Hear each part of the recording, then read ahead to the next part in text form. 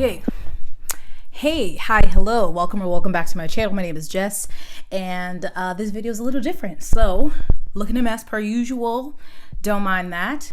So the title does say book community, but this is going to be different than my normal Tuesday video. Whereas this is more an anecdotal discussion that I'm going to have. And normally it's, here's what's been happening, here are the receipts. So you can see tweets and reports or whatever that reference what I'm discussing. But this is more a discussion, and for many reasons, because it's kind of just, I have questions that I would like to pose to you, the viewer, some opinions that I like to give, kind of a discussion I like to have, and also the receipts would probably prompt some people to go attack people. And I don't have time for that. I don't want to foster that kind of situation because some people have already had enough negativity brought their way because of this ongoing situation. So you'll see as this video goes on, but okay, let's get it popping. Why am I sitting on the arm of my chair? I don't know. I just felt like sitting up here. So let's roll with it. So obviously the thumbnail says, why are fandoms toxic? And this is a legit question that I have, that I was trying to Google, and I couldn't find a solid answer. So why am I having this discussion? Well, this has been going on probably for as long as there's been bookish spaces online, honestly, because this is just something that breeds on the internet. It's, you know, people can hide behind an avatar and their keyboard and they can say whatever they want. Along with the question of toxic fandoms, I think you could also tie in author reviewer spaces. So obviously, like I said, this has been going on for as long as bookish spaces have existed on the internet. And now more recently, the conversation came up a few weeks ago, re Daniel Green and the release of his novella Breach of Peace, which I did a video on. I'm sure many of you have seen. And so he has now crossed over in regards to his book from reviewer to author, but he also is retweeting reviews on Twitter and, you know, watching the videos, commenting, or has at least commented on one on Goodreads. And so that just brought up a discussion about author and reviewer spaces, which I think should be, for the most part, separate. There's nothing that exists that's black and white. There's, you know, different instances where they can intersect in a really healthy way. But for the most part, like Goodreads, Instagram, YouTube, I feel like those are reviewer spaces where they should feel free to review books and not have the people whose work is being reviewed come in to their space and comment on that. So Daniel Green, like I said, commented on a Goodreads review, then made a video essentially about that review because that person was commenting on something they didn't like in the book. It was still a great review. It was like 4 stars. And so he made a video talking about authorial intent. And he has built in the past year this kind of idea that he would like more authors to come into the reviewer space because one of his favorite authors, Steven Erikson, who's the author of the popular fantasy series Malazan, does that.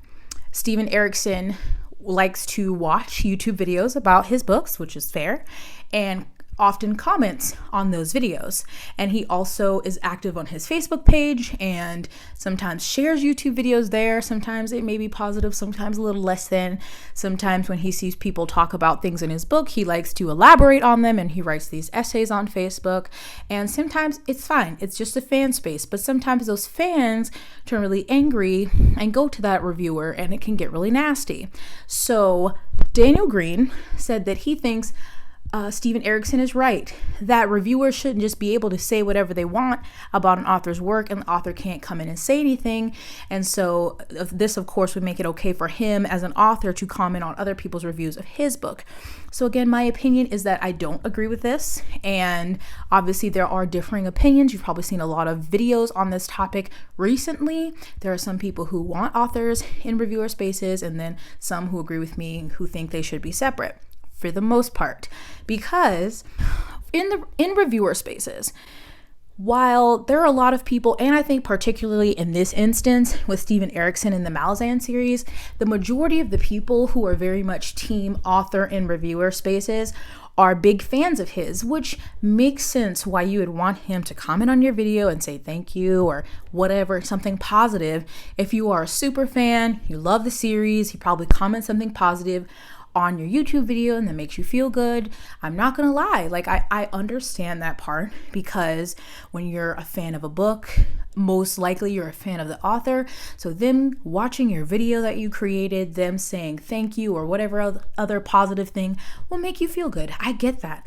However, it's not always going to be positive for every person. And so more often than not, it's just better that authors not come into these spaces, because there have been, from mild interactions to some really extreme nasty situations with authors and reviewers. I can't think of her name, but there was the author, I think young adult author, who went after this girl online, and I think she stalked her, like went to her house. Obviously that's very extreme, but if you've watched any of my book community videos, you see often that authors who aren't tagged in reviews sometimes insert themselves. They're looking for their reviews and they get upset about what people say, but people have that right to say their feelings. It's an opinion. That doesn't, most of the time, I'm not going to speak for everyone, but most of the time they are literally talking about the book. They're not talking about the person. And so they should be free to have those feelings. I just don't understand why that's such a hard concept. So I made that video about Daniel Green a couple weeks ago. Some people have made other videos talking about maybe they don't want to read this series or whatever about Steven Erikson, and he's continued to comment on videos. But after a recent video, he has decided apparently to step back from YouTube and won't be commenting on videos. He'll still watch, he'll still do his essays or whatever on Facebook, any author interviews or whatever, but just not commenting under YouTube videos, which was the only issue. So thank you for that. And so it seemed like great resolution, but then here come some, and not all, I'm going to say that again, some of his fans attacking content creators who said they didn't want to read his books for this, that, or the other reason. You honestly don't even need a reason. Sometimes somebody tweets things and I'm like, I don't like your tweets.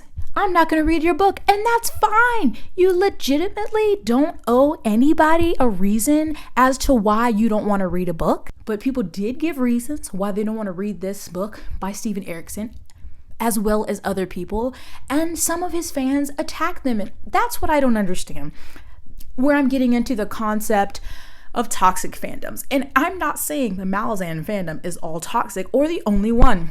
I asked people on Twitter and on Instagram toxic fandoms that they have encountered or interacted with, and as I've covered in some recent videos, Sarah J. Maas fans are sometimes ridiculous. And when I just say fans, I obviously do not mean everybody. It's like not all men, not all fans, you get it. But they can be really nasty. I know it's popular to hate on Sarah Janet, but the people who love Sarah Janet also can take it a bit too far.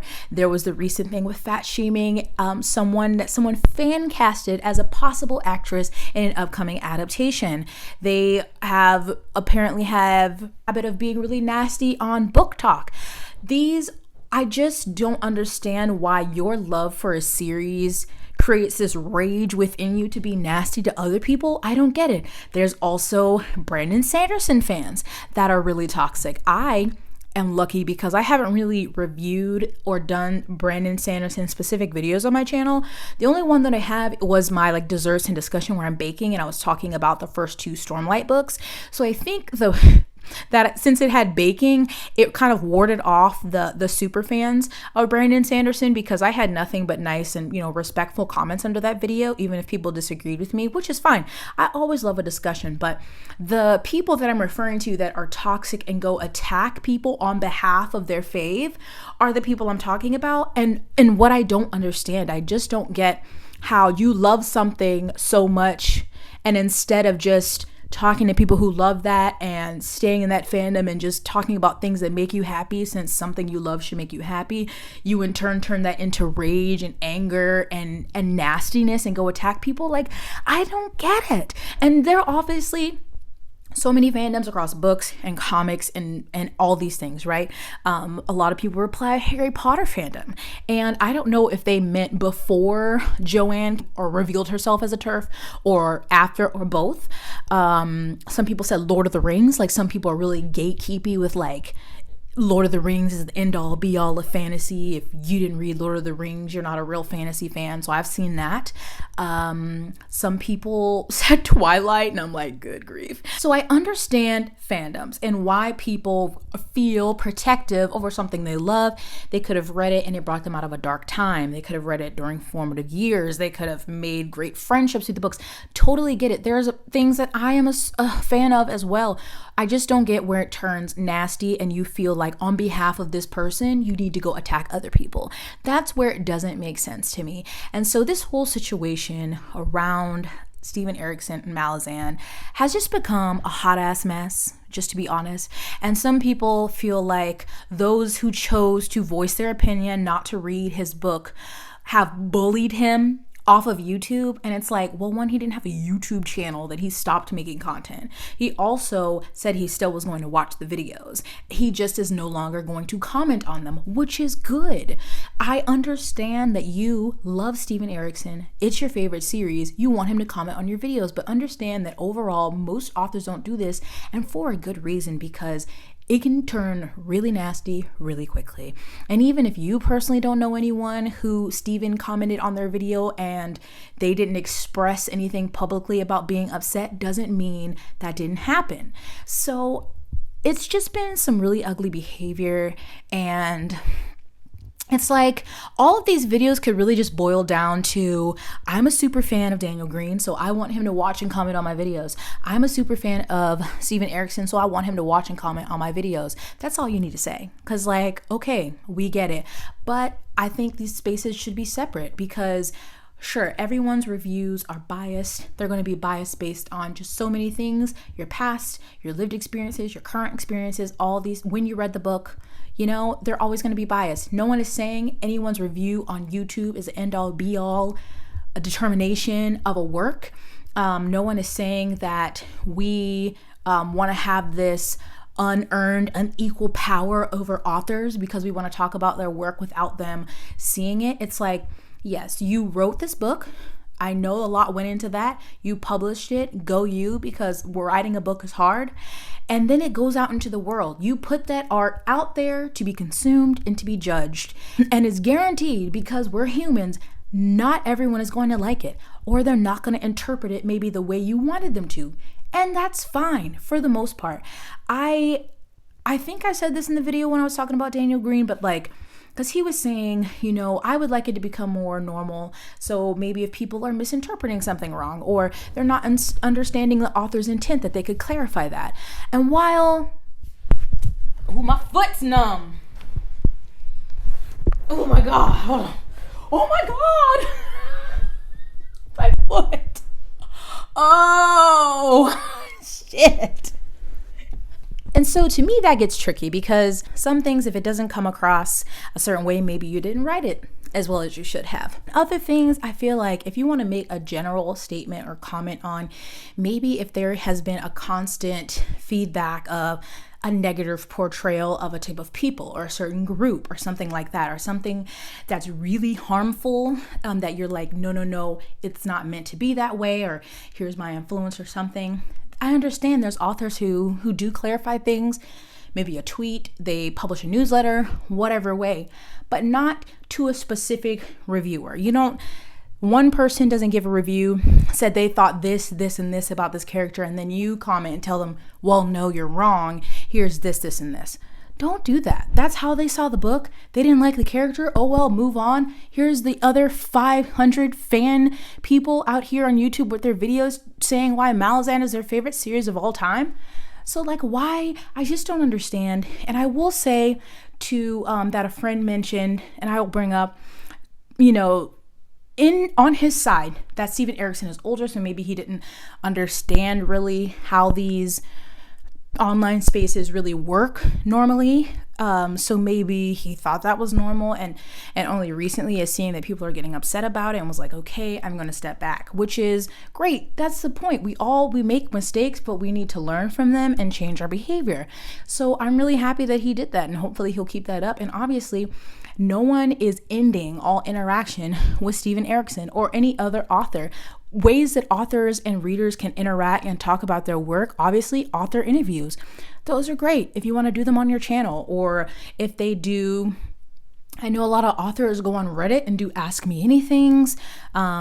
Maybe if there's virtual events or book signings, since we're still in the middle of a Pandora's box, things like that. Those are set up where there's expectations and boundaries, but you can still have a conversation with your favorite author and go from there.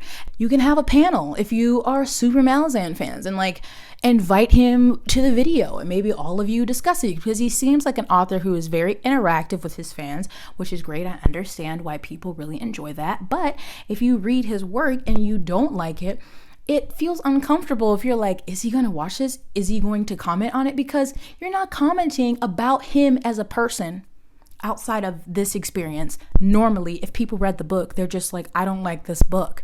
So why would you want the author to see that? I don't want to hurt somebody's feelings. It's just like, I didn't like this book. I don't know if I'm making any sense. These are just kind of off the cuff feelings that I've been thinking about for the last days, watching all of this stuff play out, watching these videos.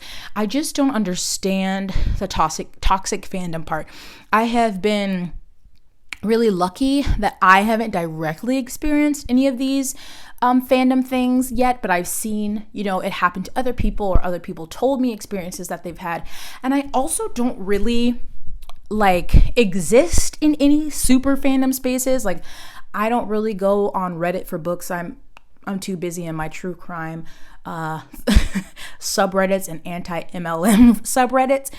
So I know there's a lot of people who have their groups or their people there. I'm not in any Facebook groups or anything like that. When I was younger, I was more in the online fandom space, on message boards and talking about theories and stuff with Game of Thrones and whatever. I just don't do it now. So I'm just confused.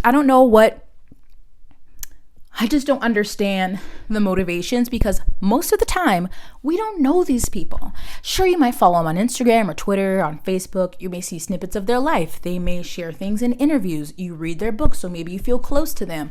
I get it. Look, I want to be friends with Shannon Chakraborty. I really do. I would love to get coffee with N.K. Jemisin. I really would. But I don't know them. While I love their work, I don't know them. So that's what also confuses me, is you don't know these people and you are literally going to war for them online. It's the same with celebrities. It's you don't know these people. You don't know if they're good people. You don't know their intentions. You don't know what they meant unless they explicitly said it. But all of a sudden, someone says something you don't agree with, and y'all are like, we ride at dawn, motherfucker. Get this bitch. Make it make sense to me. If you were super fan in a fandom, also Star Wars fandom is very toxic, I've heard. Do you have a reason why people get so, I understand something being your fave. I have things that are my fave. And I don't watch negative reviews about things that I absolutely love. I'm never going to watch someone trash The City of Brass. I'm just not going to do it. If somebody was like, Ring Shout was terrible, here's my rant review, I'm not going to watch it. Or there was a video that was The House on the Cerulean Sea is the worst book ever written. I'm not going to read that review. I'm not going to watch the video.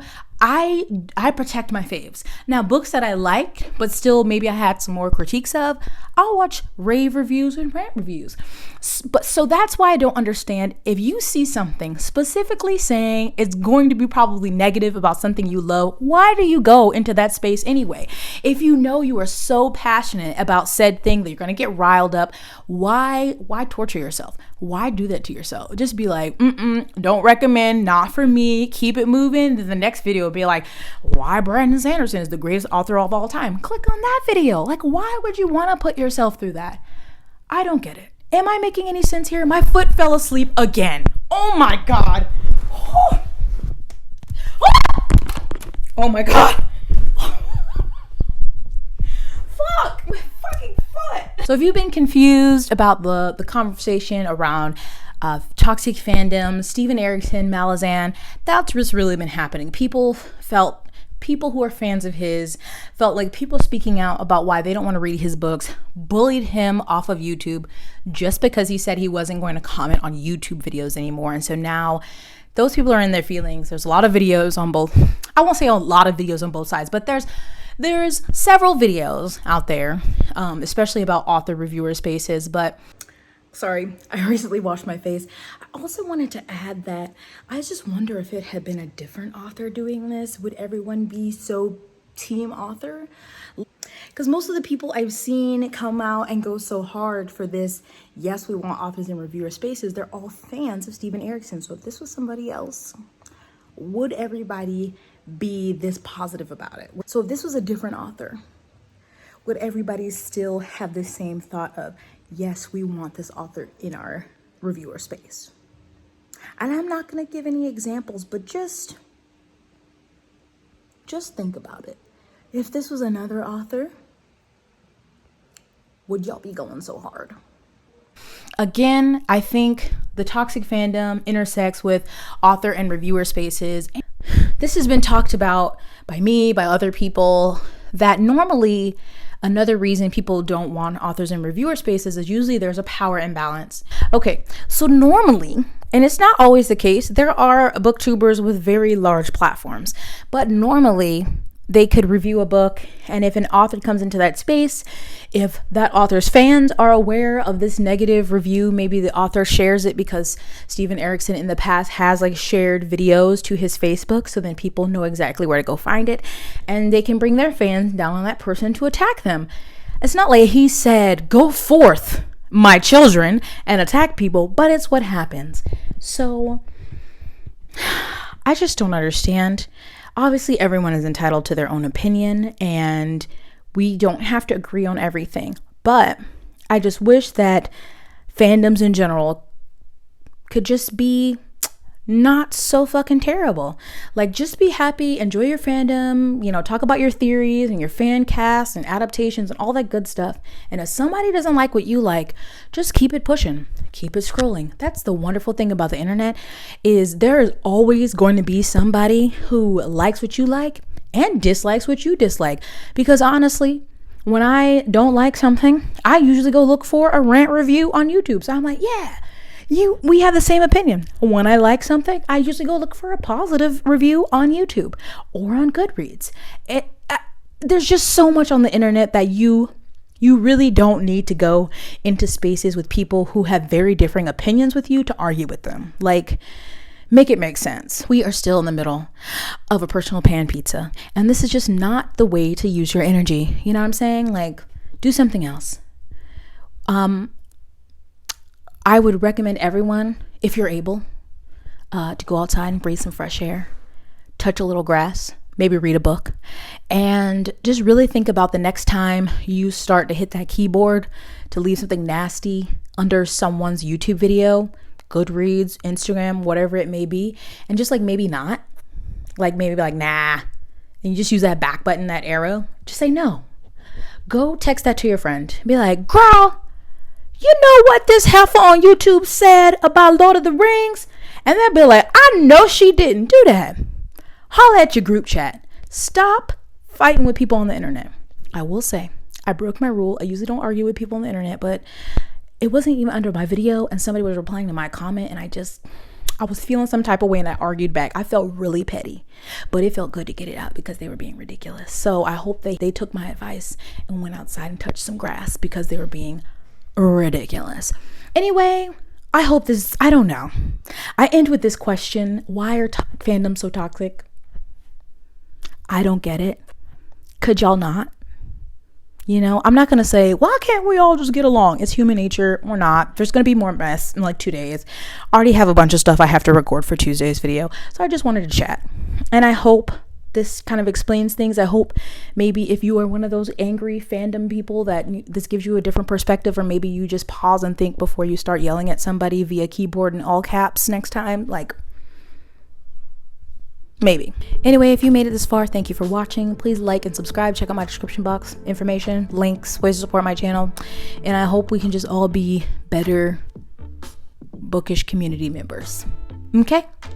All right. I'll see you in my next one. Bye now.